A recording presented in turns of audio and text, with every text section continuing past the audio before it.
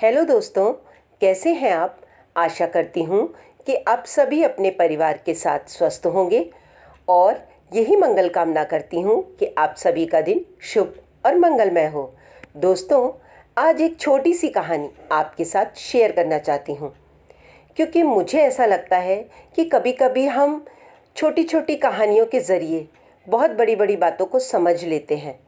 दोस्तों, मुझे पेड़ पौधों का बहुत शौक़ है और मेरे घर में हर तरीके के फूल पौधे लगे हुए हैं। मैं उनकी देखभाल भी करती हूँ। मेरे घर में कोई माली नहीं आता, उनकी देख रेख सब कुछ मैं करती हूँ। कुछ समय पहले मेरे 2 पेड़ खराब हो गए। मुझे ऐसा लगा कि इनको कैसे ठीक किया जाए, तो जिस नर्सरी से मैं पेड़ पौधे लेकर आती हूँ उस नर्सरी पर मैं गई और उस नर्सरी वाले से मैंने बोला कि भैया, दोनों पेड़ मेरे ख़राब हो रहे हैं, तो उसमें क्या क्या करना चाहिए मुझे। तो उसने मुझे सलाह दी कि आप पहले ये खाद डालिए, उसके कुछ दिन बाद आप ये खाद डालिएगा। तो मेरे मन में ये बात आई कि इसकी तो नर्सरी है, ये तो चाहेगा ही कि इसका सामान बिके। तो कुछ ऐसा सोचने के बाद मैंने उसकी वो दोनों बातों को अनदेखा करते हुए उससे वो खाद नहीं ली और कुछ समय बाद मेरे दोनों पौधे खराब हो गए। बात पौधों की नहीं थी, बात सिर्फ ये थी कि आप बहुत समय बाद बड़ी मुश्किल से कुछ अच्छे पौधे ढूंढ पाते हैं जो आपके मनपसंद पौधे होते हैं, और आपकी थोड़ी सी लापरवाही में वो खराब हो जाएं तो कितना बुरा लगता है। बस फिर क्या था, थोड़ा दुख हुआ, फिर सोचा जाने दो। लेकिन कुछ समय के बाद, कुछ महीनों के बाद फिर से मेरे 1-2 पेड़ों में फिर से वही दिक्कत शुरू हुई और मुझे ऐसा लगा कि एक बार और इससे पूछ के देखती हूँ। तो जब मैंने उससे दोबारा पूछा तो उसने फिर मुझसे वही कहा कि आप ऐसा करिए, ये 2 खाद ले जाइए, ये थोड़ा पहले डालिएगा, फिर गुड़ाई करिएगा और उसके बाद ये वाली खाद डालिएगा और आपके पेड़ ठीक हो जाएंगे।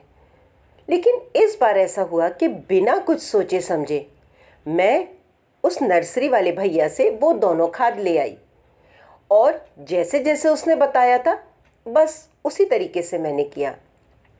15 से 20 दिन के अंदर अंदर वो मेरे दोनों पौधे अच्छे से ग्रो करने लगे और मुझे ये विश्वास जागा कि पहले अगर मैंने उसकी बात मानी होती तो शायद मेरे इससे पहले वाले पौधे भी ठीक होते।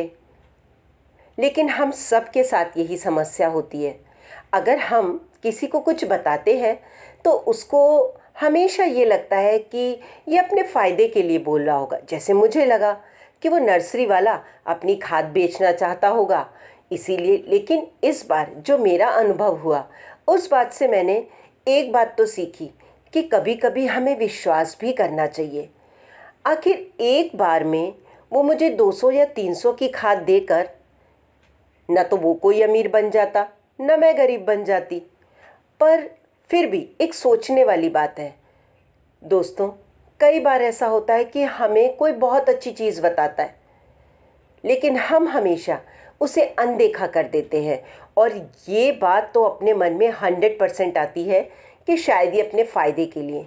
लेकिन क्या हमने कभी सोचा है कि कुछ चीज़ों के लिए, कुछ पैसों के लिए वो एक ही बार तो हमारा फ़ायदा उठा सकते हैं या हमको अपने मतलब के लिए कोई चीज़ दे सकते हैं, उसके बाद तो नहीं ना।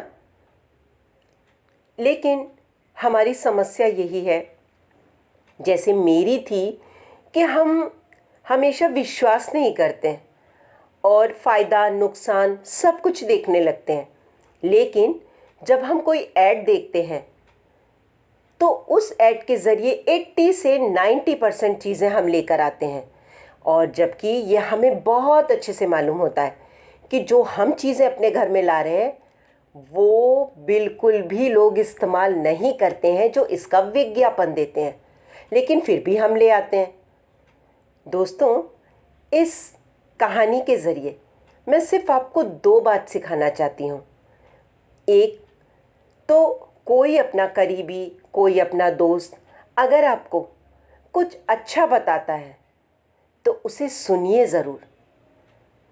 जी हाँ दोस्तों, और दूसरा ये कि बाहर की बातों से अच्छा है कि हम कभी कभी अपनों पे विश्वास करें, क्योंकि अपने हम हमेशा सुनते हैं ना कि अपने फ़ायदा उठाते। नहीं दोस्तों, सारी बातें एक जैसी नहीं होती हैं, या सारे ही उदाहरण कुछ ही व्यक्तियों के लिए होते हैं। हर किसी पर आप उसको आजमा नहीं सकते। तो मेरा कहने का मतलब सिर्फ यही है कि अगर आपको कोई चीज़ बताता है तो आप उसे सुनिए ज़रूर, और एक बार उस पर विश्वास करके उस चीज़ को अपने घर में लाइए ज़रूर।